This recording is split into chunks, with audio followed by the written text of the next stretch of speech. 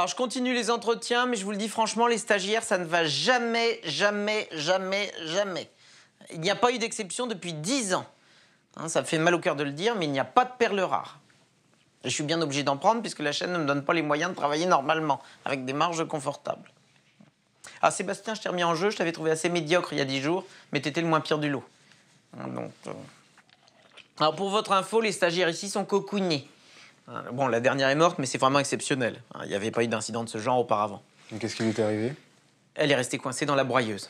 On n'a rien pu faire. Ouais? Chris, il faudrait qu'on valide le sujet. Oui, je m'en occupe. Dis-moi, il n'y a que ça, là, comme stagiaire? Bah oui, j'ai eu le Ok, RH. ok, merci. Bon, autre sujet. Il n'y a pas de carnet restaurant dans cette société, je le redis. Hein, vous emmenez vos carottes râpées de chez vous, et puis voilà. Moi, quand j'avais votre âge, je mangeais à même la boîte de thon et je me plaignais pas. Bon, évidemment, il faut savoir l'accommoder. Moi, je mettais des petites tomates cerises, bon. Pour votre information, nous cherchons actuellement un stagiaire pour l'émission. Il devra accomplir un certain nombre de tâches répétitives. Donc, si vous n'êtes pas sujet au tendinite et que vous aimez le monde des médias, signalez-vous auprès de la production. En attendant, j'en ai 4 sous la main. C'est votre émission, donc c'est vous qui allez choisir celui ou celle qui sera retenu pour cette première vague de recrutement. Alors, il y a Sébastien, s'il vous inspire, tweetez 1. Il y a aussi Karine, qui est une fille. Hein, ça a ses avantages et ses inconvénients. Il y a Aïk, qui a déjà fait ses preuves dans d'autres sociétés. C'est un plus. Et il y a aussi Édouard, qui m'a l'air d'être une belle feignasse. Hein, mais après tout, il y a peut-être des bonnes surprises.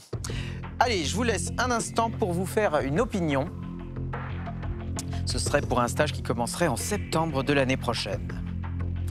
J'en profite pour faire une spéciale dédicace à Sandrine, notre précédente stagiaire, décédée malencontreusement il y a un mois.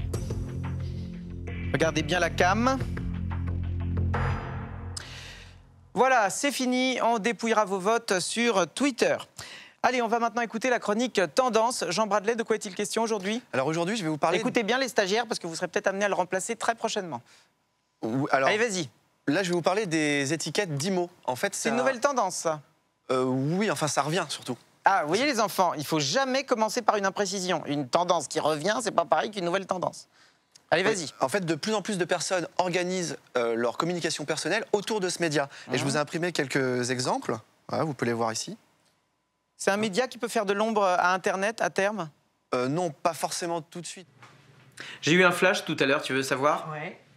On va lancer une grande télé-réalité avec des stagiaires. L'île des stagiaires, ou les stagiaires de la tentation. Tu sais, j'ai compris un truc. La société française, elle est pyramidale.